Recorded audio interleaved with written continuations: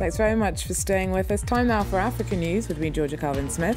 Tonight, as the continent's top economy marks 15 years of democracy, Nigeria's president vows a war on Islamist militants as the dire security concerns caused by Boko Haram weigh on the nation. Also, religious tensions take yet another turn for the worse in Bangui. Tit-for-tat attacks see a church destroyed in the wake of the targeting of a mosque by former Seleka Muslim rebels. And go Elephants! Ivory Coast's getting into gear to send their boys to Brazil for their third shot at the World Cup.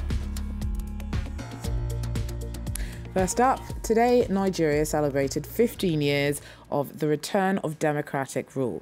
But the scale of the security challenges faced by the nation was underlined once again. Suspected Islamist gunmen and motorbikes killed dozens of people in a village in the northeast on Wednesday. It's this kind of violence that President Goodluck Jonathan today vowed to tackle as he declared a crackdown on Boko Haram militants. 15 years ago, Nigeria was putting an end to military rule. Today, President Goodluck Jonathan is waging a war against Islamist militants. I'm determined to protect our democracy, our national unity, and our political stability by waging a total war against terrorism, the unity and stability of our country, and the protection of lives and property are non-negotiable. The country has been rocked by escalating attacks from Boko Haram militants. On Wednesday, insurgents stormed 3 villages in the northeast Borno state, killing at least 40 people.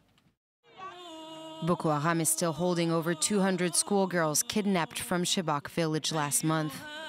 And while dozens were able to escape, the rest of the captives are believed to have been separated in smaller groups, stretching Nigerian rescue efforts to breaking point. The government's faced criticism both at home and abroad over its slow response to the abduction. Protests are still being held almost daily across the country. The response to the condition of the girls at the very beginning was indifference. It was indifference, institutional indifference to the cause of the girls. On Wednesday, scores of armed men believed to support the president attacked protesters in the capital. Despite Jonathan's promise to tackle the nation's security troubles head-on, some critics of his administration have questioned his commitment or ability to truly deliver results. Well, France 24's Katerina Vitozzi is in Abuja for us. She joins us now with more on the progress Nigeria has made since the end of military rule. Katerina, now, Nigeria is Africa's top economy, its most populous country, but Goodluck Jonathan's troubles go far beyond the havoc caused by Boko Haram. Yes, you're absolutely right, Georgia. I mean, you pointed quite rightly there to the fact that Nigeria is celebrating its status as Africa's top economy, overtaking South Africa earlier this year. In many respects, things are looking on the up for the country. Investors are ploughing money into things like infrastructure, construction, and that golden goose, the oil revenues, which are sort of boosting output of the country's GDP. However, the glow of all this is somewhat tainted by these persistent scandals involving top officials and corruption, and this really came to a public head earlier this year when the Nigerian governor of the central bank actually wrote an open letter accusing the state oil company of having withheld about $50 billion worth of money that he says should have gone into the national treasury. And then, well, what happened? Well, the President Goodluck Jonathan suspended the governor for making those comments. So there are a lot of challenges that the president is facing. Corruption is one of them. He's also battling growing public frustration over things like infrastructure, which hasn't seen sort of the rate of progress that he promised when he came to power in 2011. There's still great technical difficulties. Seems to have lost us Katerina there, but that's our Katerina Vitozzi speaking to us on Democracy Day from Nigeria. In other news, tensions between Christians and the few Muslims left in Central African Republic's capital have come under further strain. One of the last mosques in Bangui was set upon by angry crowds in retaliation for an earlier grenade attack on a church by former Seleka rebels. Many of their fellow Muslims have condemned Seleka's stoking of tensions, as they are now the ones in the firing line. Tires were set on fire and barricades set up to block many roads in Bangui, the capital of the Central African Republic. Tension is rising as Christians destroyed and pillaged a mosque to express their anger. They also took to the streets of Bangui to take part in a peaceful march against the ex-Seleka rebels. It's too much. The Central African people were massacred by the Seleka coalition. They continue to be massacred by mercenaries. People are being kidnapped.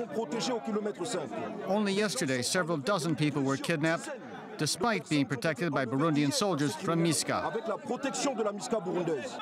International peacekeeping mission soldiers took position in tension-filled, mostly Muslim neighborhoods. MISCA, deployed to the Central African Republic's capital, are trying to prevent Christians from attacking Muslims in retaliation for the attack against a church on Wednesday in the center of the city. What happened yesterday caused everything to spill over. We can't put up with it any longer. It's not just because a priest died. The death of any Central African should move us. At least 15 people, including a priest, were killed and around 30 wounded in the attack on the church. Central African Republic President Catherine Samba-Panza was on a 2-day visit to Congo-Brazzaville, but she chose not to comment on the increase in violence between Christians and Muslims in her country. It was a tragic mistake that's unlikely to be resolved with a happy ending. 2 baby girls, now 4 years old, swapped at birth and given to the wrong mothers. Today, a South African court approved an investigation into what led to the switch at Boksburg Hospital near Johannesburg and work out what would be in the children's best interest. The lawyer for one of the women who's raised the wrong child says she wants her biological daughter back, whatever the heartache. On 1 or 2 occasions she saw a child, and I think that traumatized her even more. But she also said to me that if at any stage the court orders that she had to give the child for which she was caring, has to give a child to the other mother, then it will break her heart. But at this point in time, what she wants really is her own child. Now, his win was never in doubt. Preliminary results from Egypt's presidential election this week have given a whopping 96% of the vote to Abdel Fattah el-Sisi. The ex-army chief has been the country's de facto leader since he ousted his democratically elected forerunner, Mohamed Morsi, last year. This week's election was boycotted by members of his Muslim Brotherhood and controversially extended for a 3rd day to encourage more Egyptians to vote. Ivory Coast has something to prove when it heads to Brazil this summer. The Elephants are planning to take the World Cup by storm this time. The last 2 trips to the tournament have ended in disappointment after tough draws. This time round, the government's doing all it can to raise the team's spirits ahead of the big event in just a few weeks' time. Wednesday evening at the Sports Palace in Trècheville, Abidjan, it was party time for the Elephants to draw public support for the Ivorian national team 17 days ahead of its first match in the World Cup against Japan. I'm asking all traditional priests, all marabout, essentially all who have any power, but most of all I'm asking all our players who have the real power to fight and do everything they can so that their participation is positive. Ranked 21st by FIFA, Côte d'Ivoire is the first African national team, and it's the 3rd time in a row that the Elephants are taking part in the World Cup. At this time of national reconciliation, the campaign is an opportunity for the government to emphasize unity. We should always uphold the national team. They are our ambassadors. It's our duty to show the players that they are not orphans.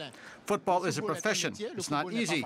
And when you have a World Cup, you must make sure all chances are on their side. On Thursday, the government offered tickets to 50 football fans to accompany the national team to Rio. More than 1,000 Ivorians bought their own tickets.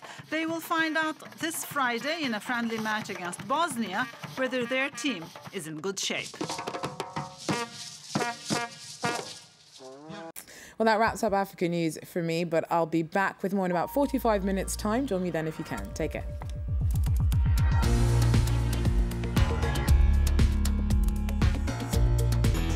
In 1988, Leninikan, the second largest city in Soviet Armenia, is razed to the ground by a devastating earthquake. 25 years later, Gyumri, as the town is now called, is part of independent Armenia, while its hastily rebuilt housing has become a shanty town. Over half the population is out of work, but the city is rising from the rubble and hopes to live on. Leninikan Revisited on France 24 and France24.com.